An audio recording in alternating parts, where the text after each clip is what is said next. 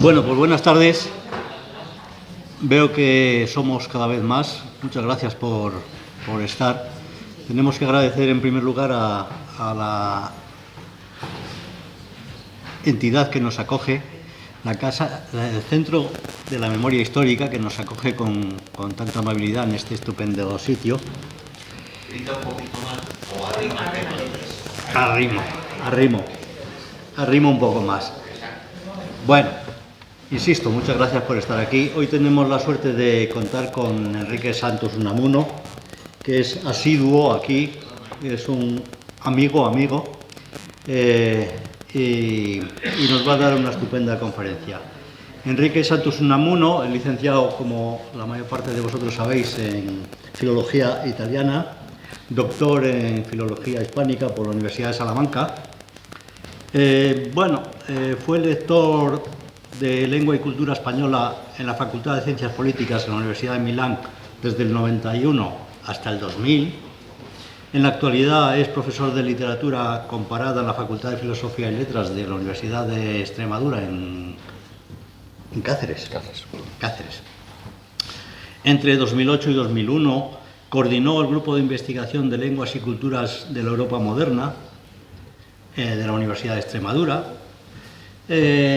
Sus trabajos en general, que tiene muchos, se ubican en el ámbito de la literatura comparada y de la teoría de la literatura, haciendo especial hincapié en enfoques interdisciplinares, es decir, las relaciones entre la literatura y las otras prácticas culturales, literatura y textualidades digitales, literatura y cartografía, literatura y branding, una palabra que acaba gustándome mucho. Lógicamente ha hecho su tesis doctoral sobre Italo Calvino para que lo recuerde, y Jorge Luis Borges, hay que olvidarme de eso. Ha dirigido 6 tesis doctorales, que yo sepa. Has escrito un libro sobre Italo Calvino y Borges.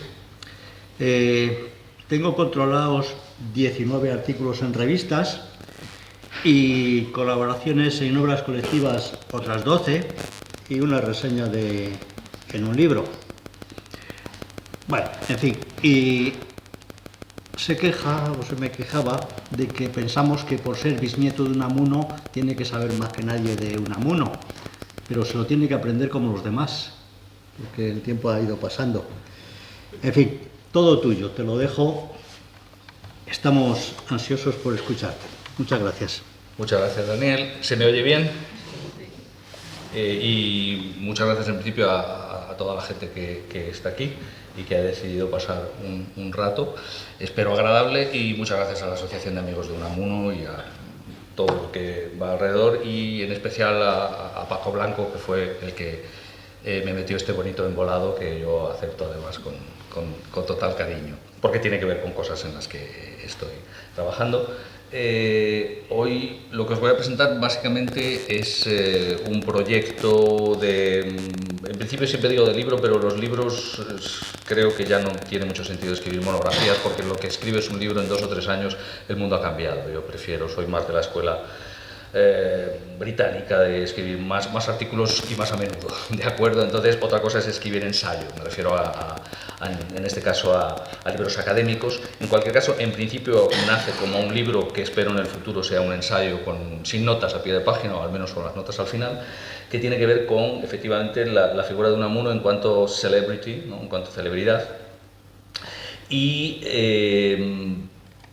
voy a hablar de muchas cosas y no voy a profundizar. Luego, si queréis, si alguien tiene alguna duda y me pregunta alguna cosa en concreto sobre algún cierto aspecto que pueda interesar, porque lo que me interesa es una visión de conjunto para entender qué quiero decir con Unamuno celebridad.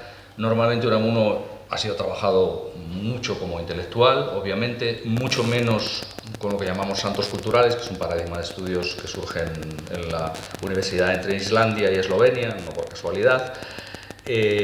Como santo cultural, luego veréis a qué me refiero, y en el cruce entre ambas dimensiones está lo que llamamos Celebrity Studies, que es una disciplina o un campo más bien académico bastante fuerte en el mundo anglosajón y que poco a poco va entrando también en otros campos. El francés está ya muy asentado y aquí empieza a entrar desde hace unos años. Voy a pasar lo más deprisa posible respecto a los enfoques de intelectual y santo cultural, pero me interesa para ver luego la celebridad hasta qué punto converge con esa manera de ver la cuestión. Unamuno no hay duda en que es un intelectual, a pesar de que él se quejaba mucho, pero bueno, pues eso es una butada, ¿no? Eso que dice ahí, como es costumbre en Don Miguel. La cuestión de los intelectuales es una cuestión muy trabajada. No voy a hablar de libros en general, pero los voy poniendo aquí. La cuestión de los intelectuales tiene que ver con... Los intelectuales son aquellos obreros que en vez de trabajar con cosas materiales trabajan con ideas, en principio. No es verdad que no trabajan, no hay nadie que no trabaje con cosas materiales, porque el mundo es básicamente material y simbólico al mismo tiempo. Pero en fin, entonces si leéis un libro como el de Santos Juliá, pues sería una historia de los intelectuales desde el siglo XVIII hasta hoy. Allí, por supuesto, aparece Unamuno en cuanto narrador de relatos nacionales. Es una categoría muy difícil de circunscribir, ¿no? Tenéis un libro de David Jiménez Torres muy interesante que se llama La palabra ambigua, que es una frase de Ortega, ¿no? En la que se refiere. Ortega habla de la cuestión de ser un intelectual como... Sí, es el hijo de Jiménez Los Santos, sí tenéis dudas.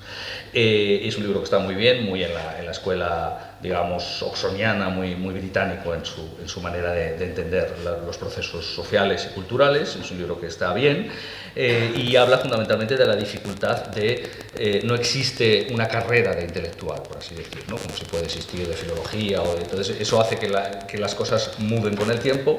Y otra dimensión importante es la cuestión comparada. A mí me interesa especialmente, creo que la historia de los intelectuales en todos los diferentes países está muy ligada siempre al ombligo nacional y se pierden esas conexiones transnacionales que, como en el libro de Christophe Charles, son absolutamente fundamentales para ver qué modelos de intelectualidad tenemos. En el caso de Unamuno, por ejemplo, si nosotros vemos las biografías, hay más, ¿no? Pero las más conocidas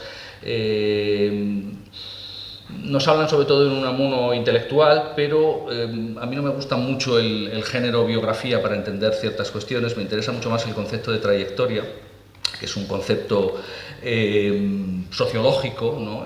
Que parte de la idea de que la biografía propiamente no existe como tal. Es decir, la idea de que hay un sujeto que engarza todas esas vivencias es un poco idealístico cristiano, ¿no?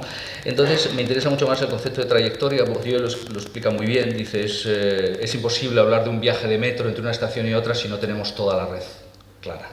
Entonces esa es un poco la idea, y normalmente estas biografías, cada una con sus virtudes y con sus defectos o con sus maldades, como es el caso de la de Juaristi, ¿no? Realmente están muy bien. Concretamente a mí la de Margaret Root me parece un poco más floja, obviamente, también depende de la época en que fue escrita, pero de alguna forma están demasiado intencionadas por el concepto de sujeto, ¿no? Es un Unamuno que parece que es siempre el mismo, ¿no? Incluso esa evolución postula un cierto sustrato en el que yo no creo mucho.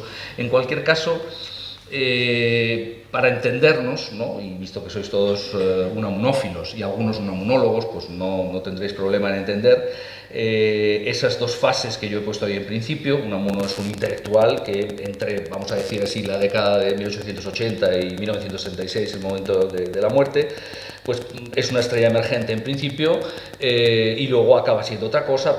Al principio no lo conoce nadie, al principio está en el País Vasco, luego en Madrid no acaba de encajar, no llega, entonces todas esas vivencias geográficas en términos de campo intelectual, de trayectoria, son muy importantes. No las voy a repetir aquí, pero sí podemos ver, si vamos viendo, pues todo eso que he dicho es importante. Unamuno es un protonacionalista vasco en su juventud y luego decide separarse de los vizcaitarras por motivos bastante obvios. También debe salir del País Vasco porque es un pequeño burgués y no es un católico de verdad, y eso le va a dificultar muchísimo su entrada allí, y por lo tanto decide otros mundos. Se presenta, por ejemplo, al concurso cidiano de la Real Academia porque hay que presentarse. Desgraciadamente le tocó con Menéndez Pidal y era difícil ganar ese concurso, entre otras cosas porque Menéndez Pidal tenía el manuscrito en casa.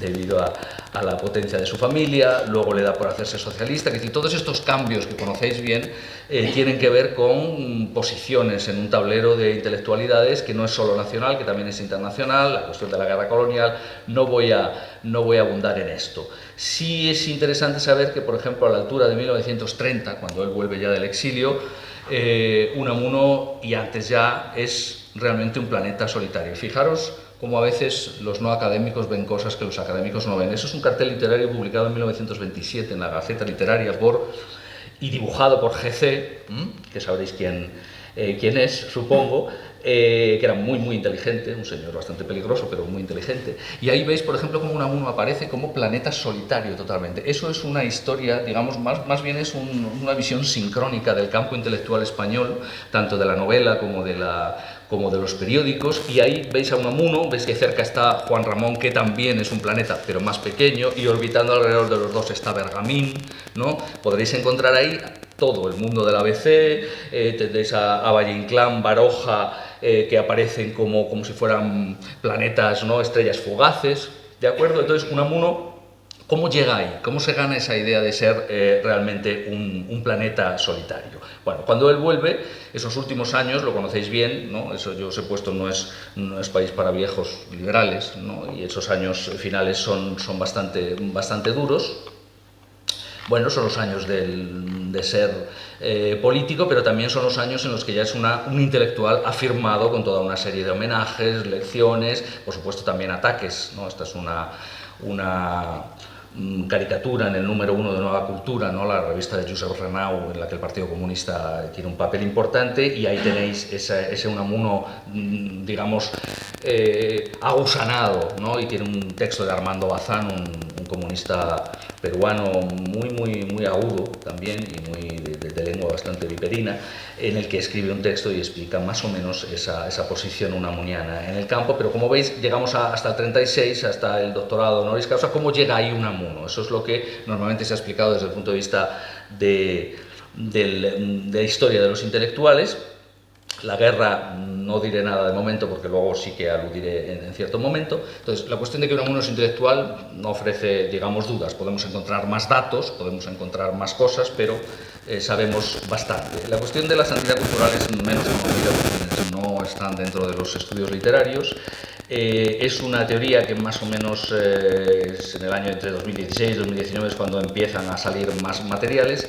La idea del santo cultural es, como tenéis ahí, la idea de que hay ciertos escritores e intelectuales que se convierten como en santos de comunidades nacionales, a veces sin Estado, a veces con Estado, y que sufren procesos que realmente son absolutamente análogos a lo que pudo ser la religión antes de la muerte de Dios, ¿de acuerdo? Esto es algo que Max Weber ya tenía más o menos enfilado, pero ellos, concretamente Helga Sonidovich, elaboran un modelo muy interesante, porque dicen que aquí lo importante es la canonización, que es una palabra que es tanto religiosa como de cánones literarios, y a lo que a ellos les interesa es que esa canonización puede empezar en vida, pero es muy interesante qué pasa tras la muerte. Y ellos hablan de postuladores, quién postula, ¿no? Quién hace que esos sean santos culturales y sean, por supuesto, debatidos y sean discutidos, y haya una lucha por capitalizar las marcas de los escritores y las memorias simbólicas. Unamuno es sin ninguna duda en España el caso más célebre, no hay ningún otro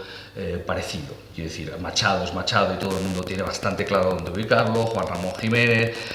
Unamuno podemos encontrarlo en boca de Abascal y en boca de una persona de izquierdas, ¿de acuerdo? Entonces, eso nos vuelve a decir qué está pasando aquí, qué ha habido ahí. Fijaros, por ejemplo, ellos tienen un modelo que a mí me interesa especialmente, porque utilizan un modelo basado en lo que son las canonizaciones reales religiosas, con vidas, cultos y efectos, de cómo los escritores, por ejemplo, las reliquias. Yo aquí estoy hablando ahora para vosotros de la Asociación de Amigos de Unamuno de Salamanca, y la Asociación de Amigos de Unamuno es básicamente una cofradía.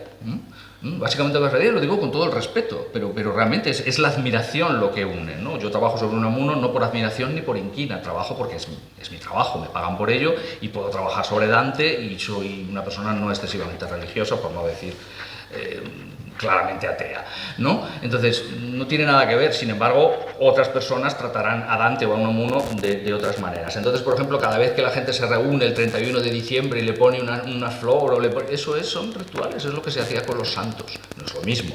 Hay diferencias, los santos no están ligados normalmente a las naciones, excepto que sean resemantizados posteriormente, ¿no? En estados de comunidades religiosos nacionales, por así decir. Hay días que se celebran, ¿no? Como es el día de tal, ¿no? Hay fiestas nacionales que pueden ser el nacimiento de un escritor o de una escritora, ¿de acuerdo?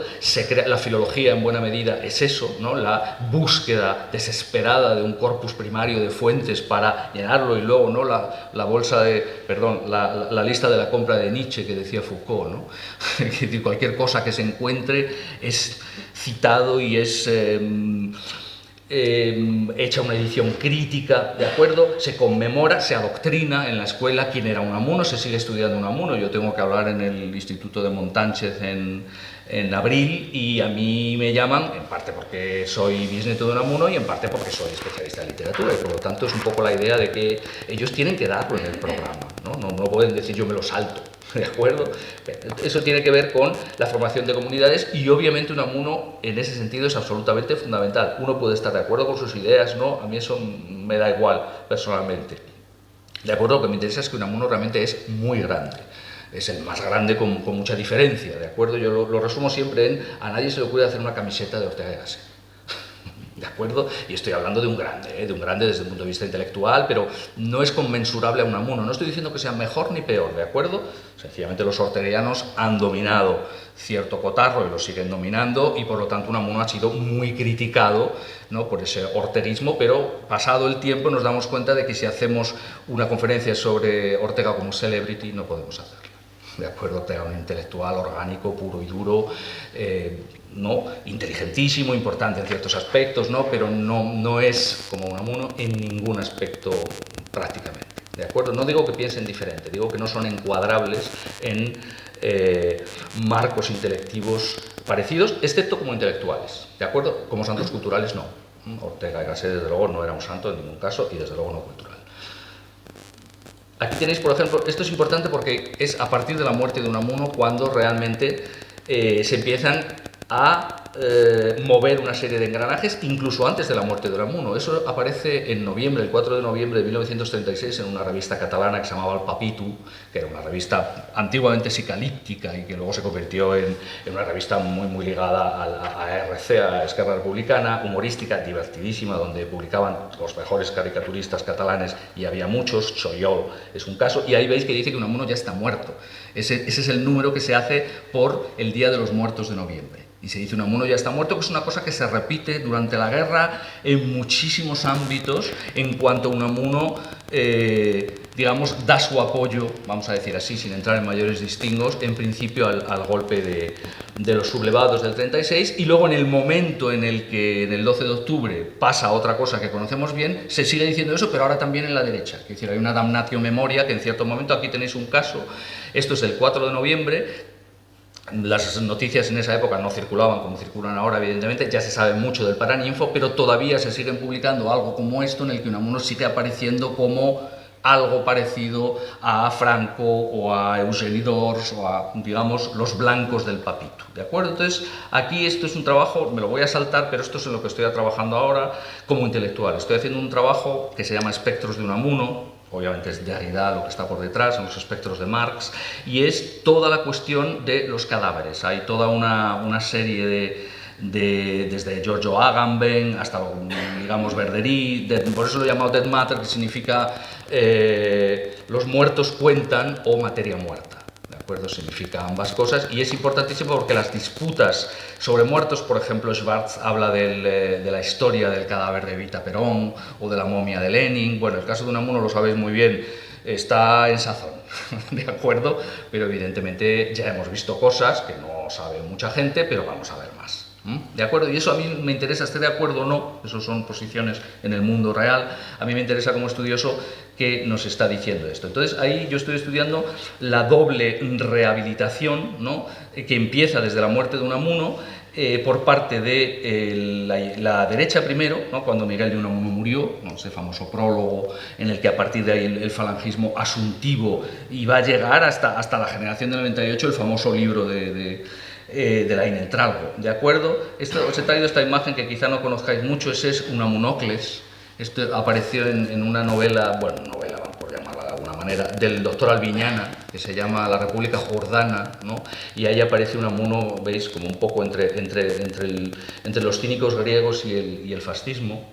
Curioso porque además Albiñana es el que le reventaba las conferencias a Unamuno cuando vuelve en el año 30 y empieza a moverse mucho, ¿no? A favor de la República, y los picchiatori, que dicen los fascistas italianos de Albiñana, eran los que reventaban normalmente eso. Entonces aquí, como os digo, no voy a entrar en ello porque se sabe mucho, pero toda la cooptación del cuerpo de tal, es extremadamente interesante hasta muy pasado el tiempo. Veis que por ejemplo la Gaceta y el Adelanto, su 31 de diciembre tenían siempre sus cosas con una fascistación de Unamuno evidente y con una serie de rasgos que podemos ver dentro exactamente del paradigma de los santos culturales. Pero en la izquierda, digamos, o en la República más exactamente, pasa exactamente igual, desde el primer número de Hora de España, en el que ocurre eso, y claro, lo que tiene la República es que tiene que, por así decir, darle la vuelta a todo lo que se había hecho de Unamuno desde julio del 36, la cacatúa de Salamanca, el más idiota de los intelectuales, por supuesto el mono azul a paseo, el fusilamiento de Unamuno del que habla Bergamín. Bergamín no está diciendo que haya que fusilar a Unamuno, dice que han fusilado a Unamuno los fascistas en octubre, el Día de la Raza, precisamente, un poco antes, ¿no? Y que lo que hay de Unamuno es un espectro. Esto es una cosa muy importante porque el paradigma de la espectralización y de la necropolítica, bueno, no os aburro más con esto, pero son cosas importantes y repito, en la que está Unamuno y muy poca gente más en esta época. Ortega no está en este rollo, Machado va por otro lado, podría ser un santo cultural, pero de otro tipo, está mucho más ligado a una declinación, vamos a decir así, benjaminiana, que tiene otras bases. Vale, vamos a lo que nos interesa, que es el Unamuno Celebrity, y por qué se me ocurre a mí en cierto momento de mi vida que me aburro. Normalmente tengo ciclos cerebrales de 10 años trabajando sobre algo, luego me aburro y paso a otra cosa. El caso de Unamuno creo que me dará para más. Bien, ese es un libro, no sé si lo conocéis, Contra Unamuno y los demás, de Joan Fuster, que nosotros teníamos en casa y nos reíamos mucho de adolescentes, lo leíamos, mira, se mete con Unamuno y tal, bueno, estas cosas de los adolescentes, ¿no? Y yo no sabía que andando los años iba a acabar siendo el libro, ¿no? Y el artículo en concreto, porque se refiere a un artículo que publicó Joan Fuster en La Vanguardia en el 71, en el que hablaba de Unamuno y decía que Miguel de Unamuno es algo así como una Conchita Bautista de la cultura. Dice, no se trata de un juicio, sino de un intento de descripción. Joan Fuster era un señor muy inteligente, ¿de acuerdo? Y muy culto. Otra cosa es que estemos de acuerdo, ¿no? Con sus posiciones pancatalanistas o valencianistas, eso es otra cuestión. Pero dice, fue y sigue siendo un enorme espectáculo intelectual, y luego sigue diciendo, ¿no sería mejor Carmen Sevilla o una de esas cantantes de trapío televisivas y enérgicas que tan a menudo cosechan ante un público de Estocolmo, de Varsovia, de Chicago, Liverpool? Y dice, Miguel de Unamuno y Conchita Bautista tienen la ovación asegurada. Me interesa mucho esa frase porque evidentemente es una frase maligna, periodística, hecha con intención de ofender, ¿no? Pero me interesa mucho porque se puede hacer de unos y no de otros. Y otra vez de Unamuno se puede hacer. ¿Por qué se puede decir eso de Unamuno y hacer reír?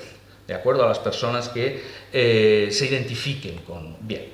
Y aquí entramos en la cuestión de la celebridad como una especie de intersección entre Unamuno es un intelectual, después de su muerte tiene muchos rasgos de santo cultural y también de hereje cultural, evidentemente, porque los santos también son herejes y eso es algo por lo que Unamuno también ha pasado y que a su vez no está en otros intelectuales españoles que no han pasado por el Index Librorum Prohibitorum como si ha pasado Unamuno, ¿de acuerdo? En el año 55, es que se dice del siglo pasado, ¿no? Se dice pronto, ¿de acuerdo? Entonces la cuestión de la celebrity, aquí voy a pasar muy deprisa, pero las cosas que os digo no me las invento yo, no es que me dé a mí ahora por decir que Unamuno es una celebrity, hay todo un paradigma de estudios. Este es un libro absolutamente central, un libro de Antoine Letty, en el que él habla de la celebridad como una de las causas de la modernidad, y veis que cita, por ejemplo, a Rousseau, a Byron, a Mozart y a Liszt, que fueron auténticas celebridades de su tiempo, ¿no? El capítulo sobre Rousseau es absolutamente magistral y tiene mucho que ver la figura de Rousseau y leer qué decía Unamuno de Rousseau es bastante,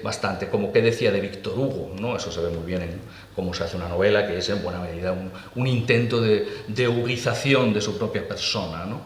De ciertos aspectos de Víctor Hugo, que si hay un santo cultural, desde luego, ese era Víctor Hugo, ¿de acuerdo? Aparte de un intelectual, por supuesto. Y diría también una celebridad, y es un caso estudiado en Francia. En cualquier caso, lo que dice Lilti, básicamente, lo que nos interesa es que la celebridad no nace con el cine de Hollywood, ni nace con Cristiano Ronaldo, ni es algo, una degeneración de la fama. No es cierto, ¿no? La historia no dice eso. Los documentos nos dicen que la celebridad nace cuando nace un concepto de público mucho más amplio, alfabetizaciones mucho más extendidas, transformaciones de los medios de comunicación y públicos ansiosos no solo de leer novelas, sino de saber cosas de sus héroes, que es el caso de Rousseau. La novela es uno de los centros clave de ese proceso, porque la novela es donde la subjetividad romántica, el yo como centro, os suena algo de Unamuno, ¿verdad?, empieza a ser algo que interesa realmente, cosa que en la Ilustración en sí mismo no era algo que interesa particularmente.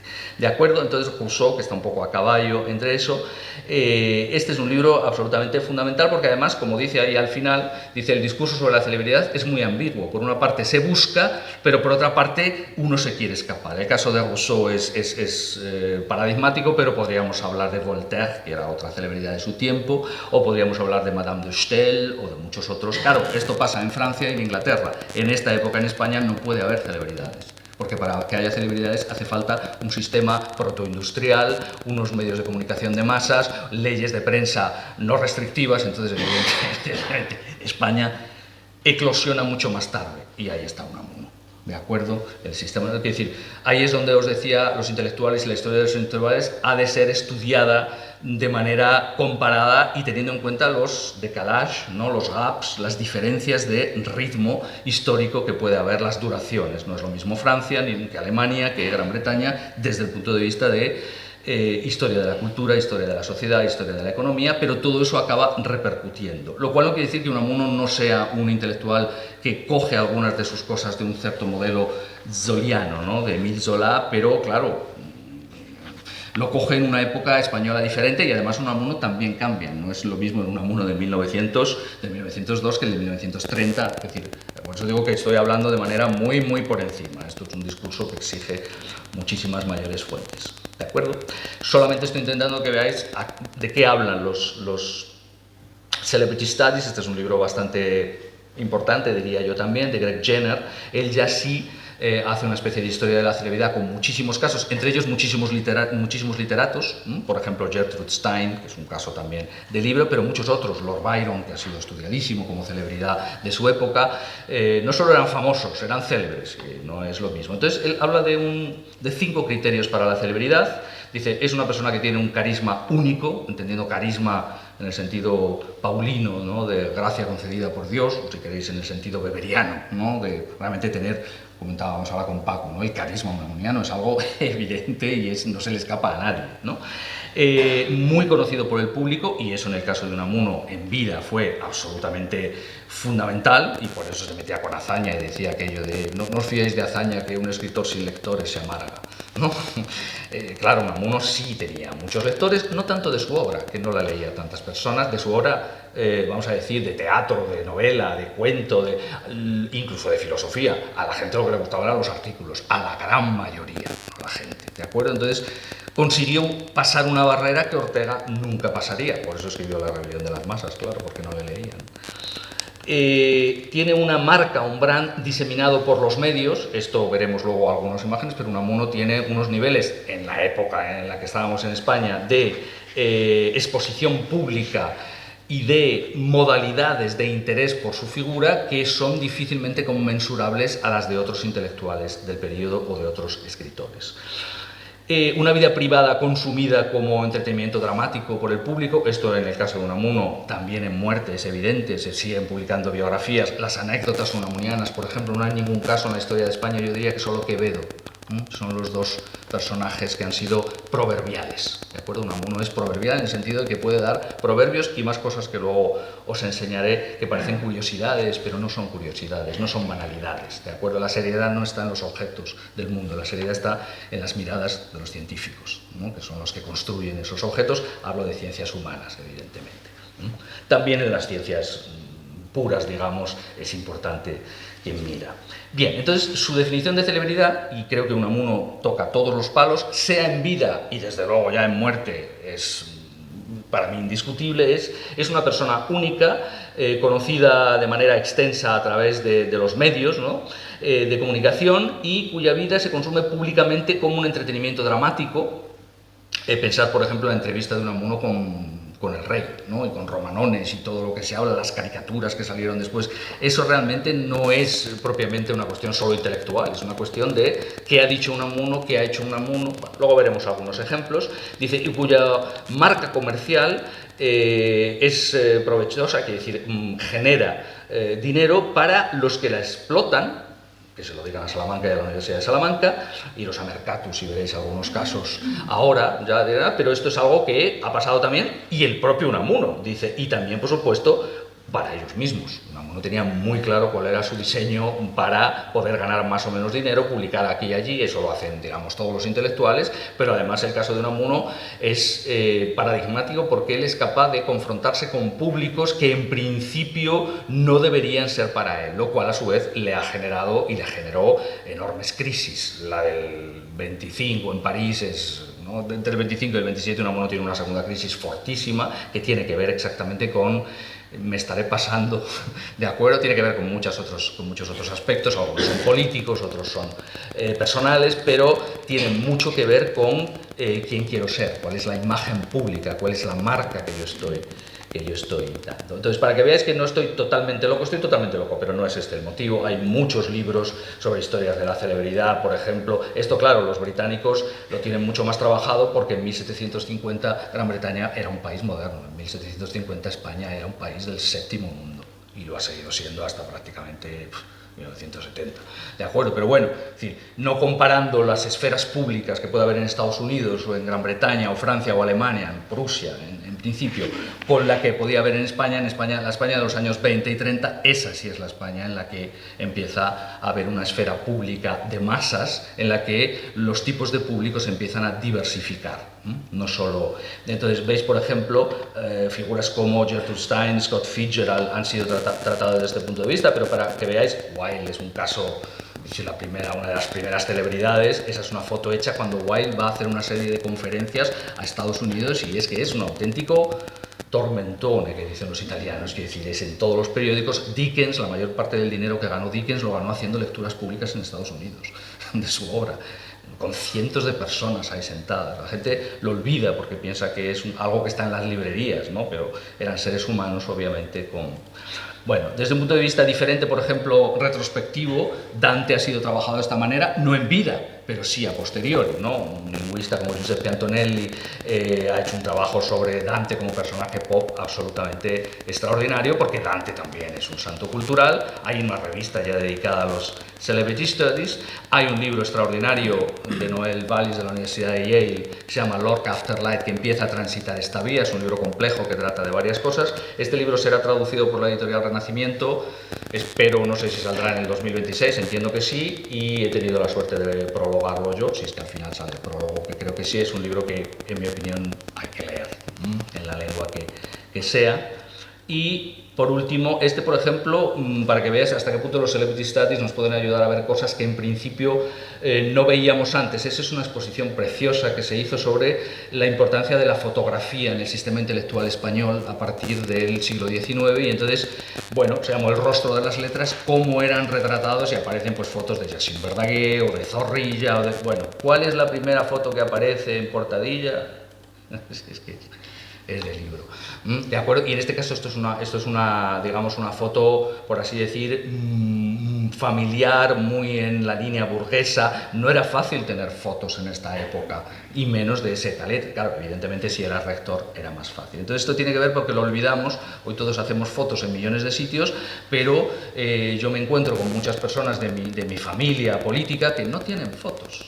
No tienen fotos de sus familias, porque no tenían dinero para hacer fotos. La foto era algo que se podía permitir muy poca gente. O tenían una de la boda, otra de la comunión, o en tiempos pasados se hacían fotos de los muertos, por ejemplo. ¿no? De los libros de los muertos. Entonces, esa parte de cultura material a mí me interesa extraordinariamente. Esto me lo voy a saltar, también esto es un modelo sobre cómo funciona el proceso de celebridad y cuáles son los factores y las fuerzas implicadas, y si no tenemos tiempo de verlo, pero si nos ponemos en cada una de esas cosas, Unamuno es fácilmente explicable dentro de esos parámetros, ¿no? O sea, democratización, por ejemplo, evidentemente Unamuno pues no podía acceder a ciertas cosas a las que Menéndez Pidal sí podía, por una pura cuestión de familia, y de hecho los grandes ataques a Unamuno por parte de los orteguianos siempre han sido que era una especie de anarcoide pequeño burgués. Claro, los orteguianos como su maestro, que son pues clases altas iluminadas, y Unamuno no era eso.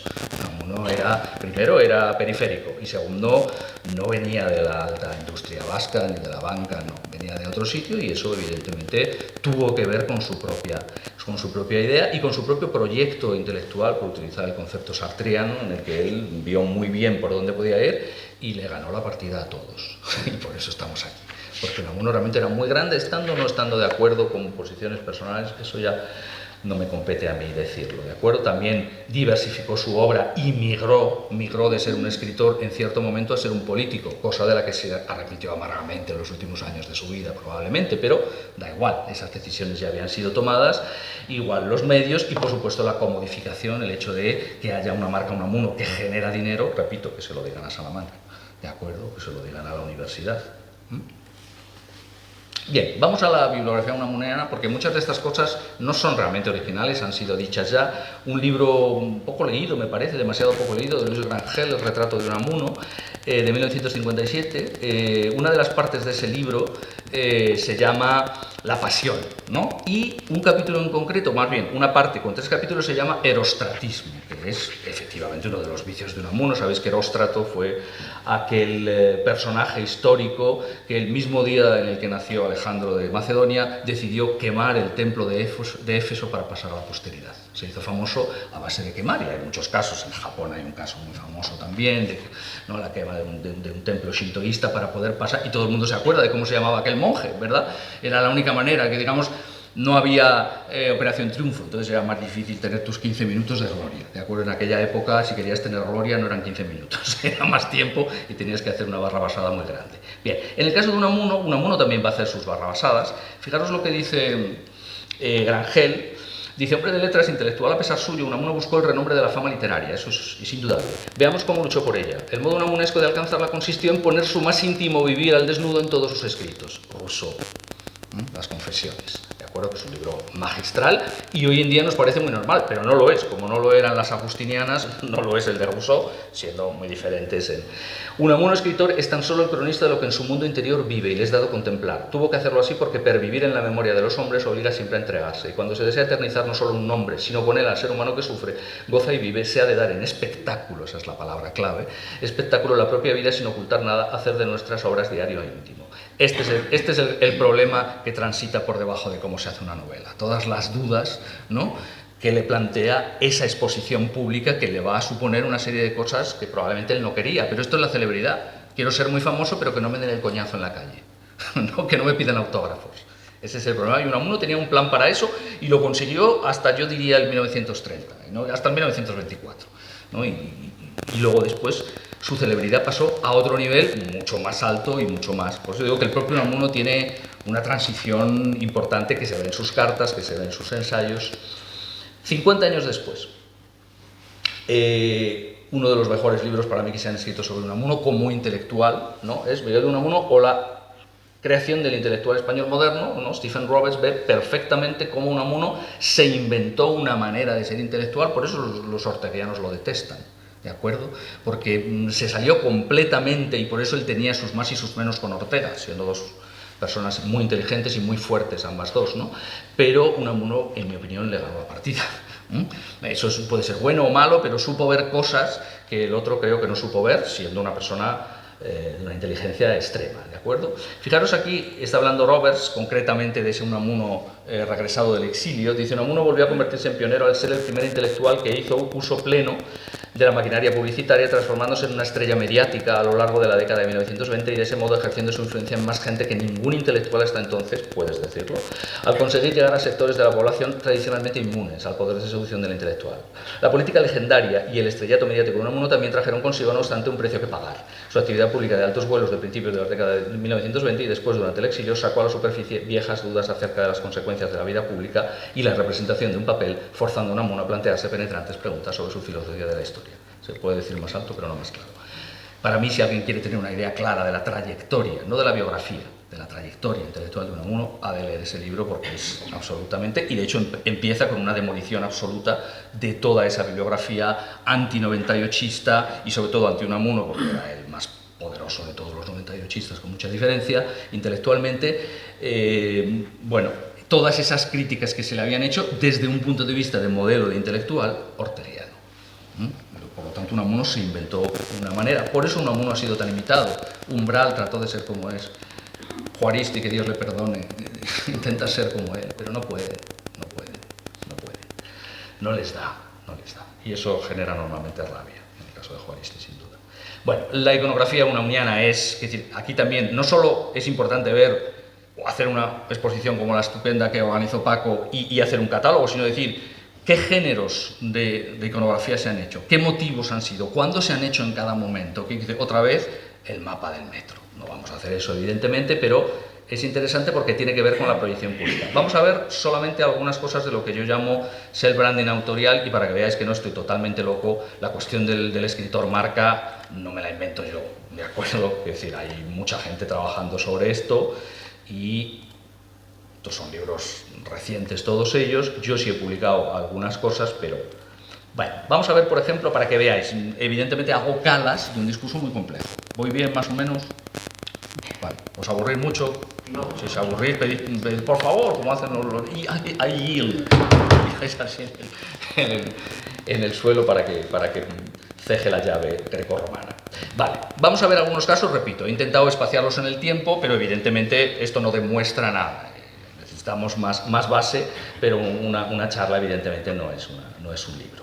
Bien, esto es la revista Ibérica, 1902, ahí tenéis a uno mandándole un autorretrato a Villa Espesa, pero a mí lo que me interesa, eso es la imagen pública. Unamuno está gestionando su propia imagen pública, no se dibuja porque sí, se dibuja porque se lo manda a Villa Espesa y a otras revistas y es muy celoso de su propio branding, de su propia imagen. Y vais a ver hasta qué punto es celoso, que le dice: el resultado final de tal conflicto, de mandarle una foto o un dibujo. Y él, claro, Unamuno tenía pocas fotos todavía porque era poco importante y no le gustaban.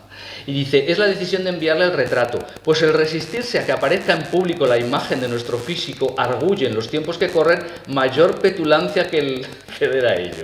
Dice: hoy en que se prodiga tanto la estampación pública de retratos, es un verdadero acto de humildad a la vez que un acto de verdadera humildad el dejar que se dé a estampa pública el propio y peculiar retrato. Unamuno también fue joven y también fue... Es descarado lo que está diciendo, es increíble. O sea, humildad, por favor. Dice: me encuentro con que apenas tengo fotografías, y ellas no muy buenas, de mi semblante y traza corporal, y en este apuro acudo a la pluma misma con que trazo estas líneas y con ella dibujo mi perfil. Y en esto ha de permitirme que eche mano del egoísmo y le diga que yo tengo más fisionomía visto de lado que no de frente. Hasta como escritor público creo que me ocurre lo mismo. El hecho, porque sin duda un hecho, de que envíe un autorretrato supone que cultivo el conócete a ti mismo y me pongo en latín esta sentencia, porque eso que parece algo así como citar a Nietzsche o a Tolstoy en francés, y el cultivar ese conócete, dicen que es un mérito y el camino obligado para... Parece que está de broma, pero no está de broma, está mandando y está creando su posición. Está en la misma época, ya le había escrito antes a Clarín, intentando ahí bichear un poco a ver si Clarín podía ayudarle, cuando eso no le va bien. Es decir, no es que sea un ser perverso, es una persona con una conciencia de su trayectoria potentísima, con un carisma y con unas ideas muy claras. De acuerdo, que tiene además que luchar contra, por ejemplo, quienes le hicieron la oposición, donde estaba Menéndez Pidal y Valera, ¿no? Gente que no tenía nada que ver con Unamuno en extracción social y en muchas cosas. De hecho, cuando se hizo esa oposición, al final, al salir, decía Valera: ninguno de los tres sabía griego, se la hemos dado al único capaz de aprenderlo. decía la plaza de Griego. Unamuno no era un gran helenista, esto lo tengo hablado con muchos amigos míos helenistas, de verdad. No, y por eso lo dejó, no le interesaba ser un helenista, quería ser un hispanista. Le dio en el morro Menéndez Pidal y entonces se inventó la vida de Don Quijote y Sancho. ¡Oh, casualidad! 300 años después de la publicación del Quijote. Es que es más claro agua, es decir, hay casos análogos en otras geografías. Fijaros, por ejemplo, este es un artículo, no lo vamos a leer, se llama Le da la vuelta al Eclesiastés, y el famoso Vanitas Vanitatum, o como diría mi hermano Luismi, Matayotes Matayotetos, que hay panta matayotes, ¿no? Le da la vuelta y dice plenitud de plenitudes, y entonces lo que viene a decir en esa primera página es que todos aquellos que dicen que no quieren la fama, lo que quieren es la fama. ¿De acuerdo? Él tiene muy claro que él quiere la fama, luego dice que es un... Claro, estos son ya textos posteriores a la famosa crisis de 1897. Yo estoy bastante de acuerdo con Sánchez Barbudo en la idea de que Unamuno era un poquito farsante y que esa crisis tiene mucho de película, ¿no? Adolescente. Y efectivamente él dijo después, no, por ahí la fe no, pero ahora me voy a quedar en este mundo, a fe mía que me voy a quedar. Y sigue trabajando sobre dos mesas. Una mesa es, me voy a intentar quedar y todo el sufrimiento y la fibromialgia nacional y todo este tipo de historia. Y otra es, voy a ser más famoso que estos y voy a llegar a donde. Y por eso vino a Salamanca. Unamuno en Madrid no tenía ninguna posibilidad de medrar con una clase intelectual muy poderosa que no le iba a permitir que solo hablara él. ¿De acuerdo? Salamanca es un sitio decaído, pequeño, donde solo hay curas y los deshace, claro. Y viene de un sitio como Bilbao, que es una de las ciudades más importantes de Europa en esa época con el movimiento obrero, y los deshace a los pobres charros, evidentemente, ¿no? Se opone a ellos y los bate, ¿no? Y solo va a Madrid para otras cosas. Vale, aquí tenéis, por ejemplo, otro muy famoso, ya en 1907, ya entra dentro de un libro que él no ha hecho, ya son joyas. Mirad qué posado, ojo, a propósito de self-branding, ¿no? Y entonces el texto no es suyo y habla de tal, y fijaros, dice, cuando el alma nacional vacila, confusa y desorientada ante un hecho o un problema que apasiona a las gentes hasta ofuscarlas, Unamuno escribe un artículo, no una novela, un artículo que suele disgustar a muchos, que de seguro no agrada a todos y que tiene la virtud de arrojar un torrente de luz sobre aquello que se presentaba oscuro y que guía y encarrila la opinión pública independiente. ¿De acuerdo? Y antes dice, y cuando el autor de esas líneas le pedía hace poco, la persona que está escribiendo, algunos datos más para completar su biografía, él contestó, atención, puede usted añadir que he publicado algunas obras y muchos artículos, que he dado conferencias y no he hecho más, y cree que no ha hecho sino empezar, y cuando alguien le dice que ha llegado, contesta que no ha partido aún. Unamuno tenía muy claro dónde quería llegar y afirmaba que lo consiguió. Luego, por supuesto, en otros casos, ya en 1925, nuevos autorretratos siempre de perfil y su perfil bueno. Por supuesto, esta es una práctica que la gente, por ejemplo, el hecho de dedicar postales, ¿no?, a las personas, esta es una práctica que nace en el 18, básicamente en Inglaterra, y es importantísimo porque hay, por ejemplo, mujeres que coleccionaban esto y en sus álbumes tenían las fotos de Byron que circulaban. Son prácticas que tienen que ver con los medios de comunicación de ciertas épocas que van cambiando. Evidentemente en España todo esto no puede entrar hasta mucho más tarde. Aquí tenéis sea el catálogo de la exposición que el de las caricaturas de Unamuno, que son muy interesantes para verlas, pero repito, para analizarlas en su contexto, en sus géneros. Bien, vamos a ver otra cuestión, que es la cuestión del estilo, que tiene que ver con el branding. Hay una serie de textos unamunianos que podéis encontrar. Unamuno tiene un artículo sobre las rodilleras de los pantalones y por qué tienen que tener rodilleras si son mejores que... Unamuno tenía una autoconciencia de la exis corporal y de cómo se vestía absolutamente bestial. Esto es una revista argentina, Caras y Caretas, donde Unamuno manda una carta porque habían publicado una pajarita, ¿no? Y entonces Unamuno dice, esa pajarita es una mierda, está fatal hecha, y les manda una foto suya y una pajarita, que es esa que tenéis ahí, que él había inventado, ¿no? Y fijaros, y publica la carta al Caras y Caretas y dice, esto ya es Unamuno. Y tanta importancia doy a estos trabajos como en las escuelas modernas se les da, que una de las cosas de que estoy más orgulloso es de haber inventado, sacándola yo solito de mi cabeza como Júpiter a Minerva, la pajarita de papel más perfecta que se conoce, y de a que le mando adjunto un ejemplar firmado para que no me arrebaten tal. Y vean ustedes, pues, si tiene por venir la cocotología y si tengo motivos para estar satisfecho de ser uno de los primeros, si es que no el primer cocotor. Unamuno puro. Pero se muere Unamuno, ¿de ¿De acuerdo? Y en una época tan oscura como la posguerra española primera, Maldonado, el de los pueblos imperialistas catalanes y vascos, publica un artículo interesantísimo en el Arreo que se llama Solipsiforme, Unamuno, el atuendo y la elegancia. No dejéis de leer ese artículo porque es absolutamente magistral, en el que hace un... es que parece un artículo del Vogue, ¿de acuerdo? De cómo se viste Unamuno y cómo... ¿de acuerdo? Es un artículo muy divertido. Fijaros, en 1961, este es un artículo apócrifo, digamos, es un diálogo con Unamuno, en la revista Ínsula, en el 61 se hace un especial, y entonces el diálogo con Unamuno es: ¿qué sastre viste usted, don Miguel? Un sastre de Salamanca. ¿A qué viene esa pregunta? No se enfade usted, viene a que su chaqueta sin solapas no es la chaqueta corriente, tiene algo de guerrera, de uniforme de estudiante alemán, de indumentaria de pastor anglicano. Nada de eso, yo soy yo, Miguel de Unamuno. Es decir, esto no lo dijo Unamuno, esto es el propio crítico que decide poner esto. Y os voy a poner un último caso que tiene que ver con la cuestión de estilo, pero podría sacar más. Fijaros, Camilo José Cela, otra persona de una extremada inteligencia y unos criterios morales bastante dudosos. En los papeles de Son Armadans, en 1966, publica un artículo que se llama Sobre los nombres de la nueva ropa clerical y los peligros de la jeriñaquización del castellano. Dice, contiene una propuesta al final. De lo que está hablando ahí Cela, dice que se estaba intentando... Ay, no aparece aquí... Sí.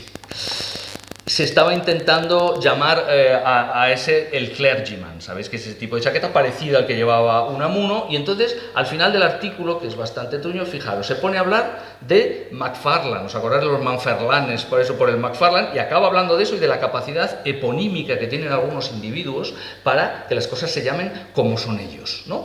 Y fijaros que ahí habla del McFarlane y dice, a un determinado dibujo, a cuadros en la ropa, e incluso a la misma ropa cuando lleva esos cuadros, se le llama príncipe de Gales, en recuerdo de Eduardo VII, quien de joven príncipe fue árbitro de la elegancia en Europa y el más señalado paladín de lo que era innovación entonces. Las chaquetas de punto que usan las mujeres, abrochadas por delante y que llegan hasta la cintura, más o menos se llaman rebecas, desde que la película de ese nombre, Rebeca, el singular que ahora no recuerdo si era la muerta o el ama de llaves, las lanzó al capricho de las damas. Los diccionarios, y luego dice, en España, don Miguel de Unamuno se paseó antes que nadie vestido de clérigo inglés, vamos, de pastor protestante, que es como ahora lo que parece van a vestir los curas hispánicos que así lo deseen, con las limitaciones que se sirvan disponer sus obispos.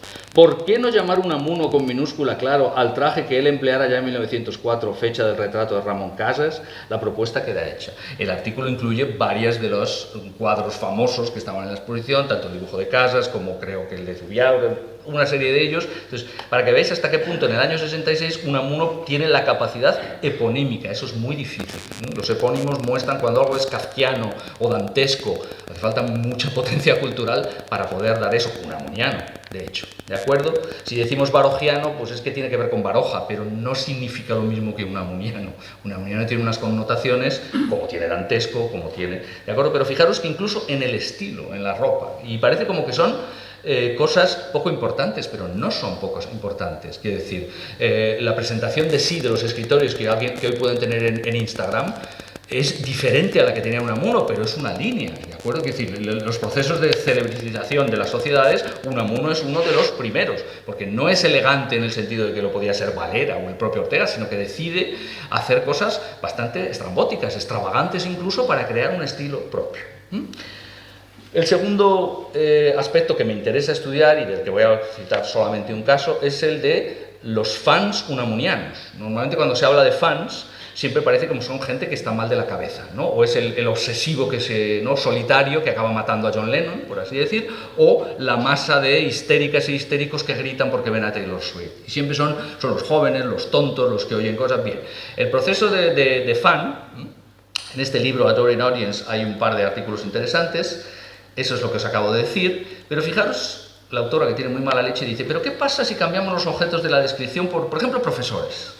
Y empezamos a encontrar que hay asociaciones de Unamuno, que hay gente que se dedica a vestir como Unamuno, y esto, como en el caso de Borges, hay una auténtica panoplia de pequeños Borges circulando por el mundo, y tengo ya recogidos varios casos de gente que me decía, yo de joven me vestía como Unamuno. Me cortaba la barba igual que él, me ponía... Eso es un fenómeno exactamente... O sea, suponer que emocionalmente esas personas están por encima de las chicas que gritan en un concierto de Taylor Swift es puro clasismo y puro elitismo. ¿De acuerdo? La cuestión del fan, del entusiasmo por algo, del coleccionismo, que yo coleccione vinilos de AC/DC 5 minutos, o que coleccione primeras ediciones de Garcilaso, en el fondo es lo mismo, desde el punto de vista emocional, ¿de acuerdo? Otra cosa es que tenga valencias diferentes desde el punto de vista de qué significa y qué prestigio te da una cosa y otra, ¿de acuerdo? Entonces, el caso de... no me puedo parar a comentarlo mucho, pero es interesante el caso, como conocéis bien, de Delfina, ¿no? La enamorada de Unamuno. Esta es una de las personas más maltratadas también en la biografía unamunera, como si fuera una especie de loca, una tonta. Bueno, en las biografías, por ejemplo, Salcedo habla muy poco de ella, también porque había visto las cartas, muchas de ellas las había abierto él. Los Rabatel casi la convierten en una especie de traza que va uniendo todo, y Juaristi llega ya al extremo, ¿no? Dice, con el tiempo Delfina, sabéis que fue a verle a Fuerteventura, Delfina había desvelado sus ocultas intenciones, las de conseguir mediante una relación amorosa lo más pública posible, mentira, no ha leído las cartas, con Miguel la notoriedad literaria de su poesía, por llamarla de alguna forma. No le había dado ni le daría jamás. Pese a los esfuerzos de sus valedores biográficos, por lo general valedoras, Delfina Molina Bedia de Bastianini pasará a la historia como una letraherida cursi y pelma, cuyo único interés biográfico radica en el acoso sentimental a que acometió al muy paciente Unamuno. Bien. Sabéis que hay unos carteles que ponen Men at Work. Entonces, esto sería Señoros at Work. Es decir, eso es un concentrado de machismo y sobre todo de franca ignorancia. Si el señor Juaristi se hubiera tomado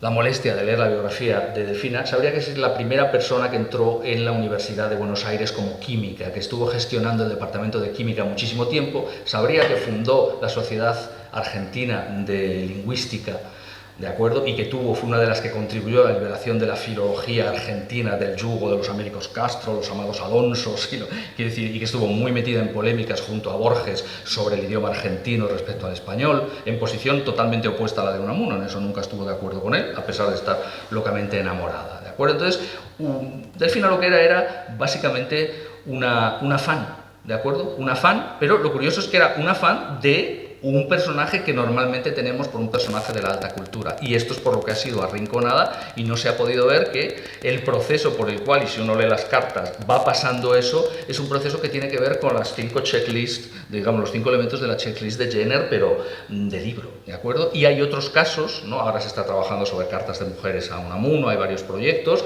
pero no tienen por qué ser solo mujeres, podrían ser hombres también, ¿de acuerdo? Entonces, esto es algo que yo creo que no se trabaja. Espérate, a ver aquí, que no sé por qué no sale. Vamos a ver. Vale. Voy ya concluyendo, no os preocupéis. Aquí no me puedo detener más, pero por ejemplo, Delfina pensaba que la Teresa del poemario era ella, ¿no? Y fijaros hasta qué punto llega la cuestión del gossip. Esto es una carta que yo sepa es inédita.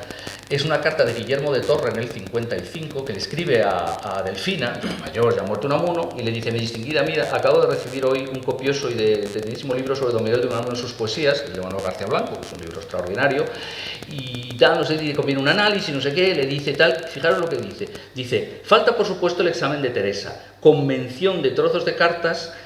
No falta por supuesto el examen de Teresa, con mención de trozos de cartas de Unamuno y de críticas coetáneas a él referentes. Imagínese usted cuánto más completo y esclarecedor hubiera sido tal análisis si el crítico hubiera dispuesto de las cartas de don Miguel que usted posee. ¿Cómo sabe Guillermo de Torre en el 55 que Delfina Molina tiene cartas en las que ella le dice a Unamuno: yo soy Teresa y sé que soy yo? Y de hecho en el momento en el que Unamuno reacciona ya mal, posteriormente, también en el 34, cuando muere doña Concha y tal, se pone fatal, pero sigue pensando que ella es esa. ¿Cómo lo sabe? Pues muy fácil, lo sabe porque esto en los mentideros del cotilleo. Guillermo de Torre estaba casado con la hermana de Borges, ¿de acuerdo? Y Delfina era una persona de una riqueza extraordinaria. Esta es otra cosa, se pone a Delfina como si fuera una pobre mujer frente al gran Unamuno. Delfina era de unas familias patricias de Buenos Aires, era hija de los fundadores, digamos hija, nieta, bisnieta de los fundadores generales de Argentina. Era una persona con un nivel cultural que era imposible de encontrar en la España de los años 20-30, y Argentina era un país absolutamente emergente y de un poder cultural que es, vamos, una revista como Sur, en la que tuvo que ver Ortega, por cierto, era inviable en España, exceptuando la revista de Occidente. Entonces, muchas de las cosas que nos han pasado, ¿no?, que se nos pasan, es porque es como, esto es una cosa tangencial. No es tangencial. Ortega no tenía delfinas, ¿no? Se acostaba con Victoriano Ocampo, eso es otro tema, pero eso no es un fan. La relación, digamos, de Victoria Ocampo con Queyoá o con Ortega, eso son redes intelectuales de otro tipo. Vale, y por último, tengo mucho material, si luego queréis hablamos más de ello. Concluyo con un artículo que lo explica perfectamente. En 1930, es un artículo que no lo he oído citar nunca a nadie, la Gaceta Literaria, otra vez GC, hace un número solo sobre Unamuno porque ha vuelto, y escriben todas las grandes figuras. Y escribe también un chiquito muy joven, que se llamaba Esteban Salazar Chapela, ¿no? Y escribe un libro que se llama Popularidad y Gloria de Unamuno, y más o menos dice la diferencia entre la gloria, y dice que Unamuno es demasiado popular, porque le está gustando a públicos que ya no debería gustarle, que debería ser la gloria literaria y no esa otra cosa, ¿no?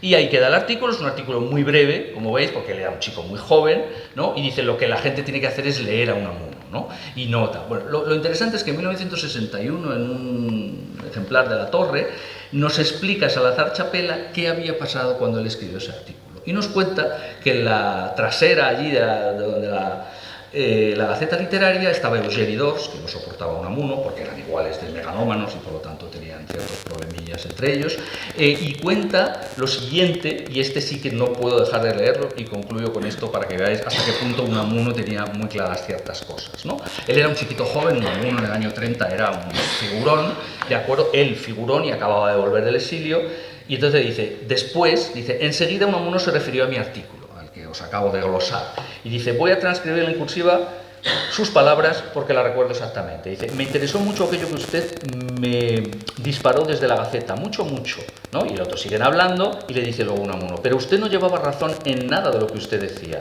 Esa distinción que usted hace entre popularidad y gloria es pura imaginación.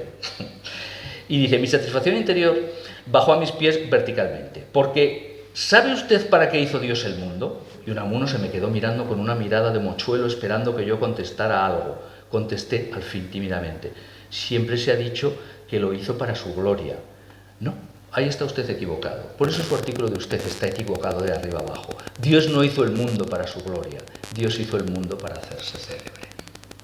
Eso es lo que le dice Unamuno a Salazar Chapela, y en buena medida nos ayuda a entender un montón de ese Unamuno proverbial. Aquí tenéis, por ejemplo, un Unamuno coco, el coco de los niños, que ha sido publicado porque recogiendo historias de la Salamanca de los años 50 en la que se decía a los niños que viene Unamuno.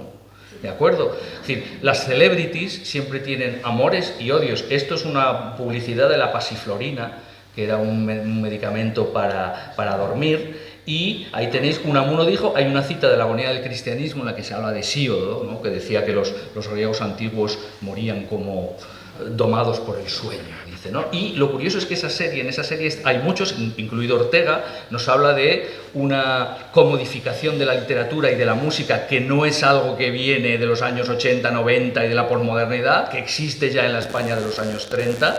Y tenéis, por ejemplo, el caso de Unamuno. Esto con Ortega sería impensable. En la casa de Unamuno en Bilbao, un graffiti hecho por un chico para reivindicar la necesidad de hacer algo con la casa de Unamuno, o eso sería más santificación, pero fijaros lo que pasó este año en Bilbao, cuando hicieron una remodelación para que ciertas calles comerciales tuvieran más vida, pintaron, en este caso es Gabriel Aresti, ¿no?, el gran poeta vasco, ¿no?, y Unamuno. Bueno, inmediatamente después de eso, al día siguiente apareció esto, Euskarafoboa, ¿no?, que decir, lo cual nos indica otra vez celebridad. También las celebridades son odiadas, ¿no?, y son queridas. Entonces, repito, Unamuno es un intelectual, es un salto cultural, pero tiene unas connotaciones, un proyecto intelectual personal muy complejo que merece la pena retomar, y que tiene muchísimo que ver con cosas que no son trivialidades, que no son cosas secundarias y que no nacen en Hollywood, ¿de acuerdo?, que nacen en la Francia y en la Inglaterra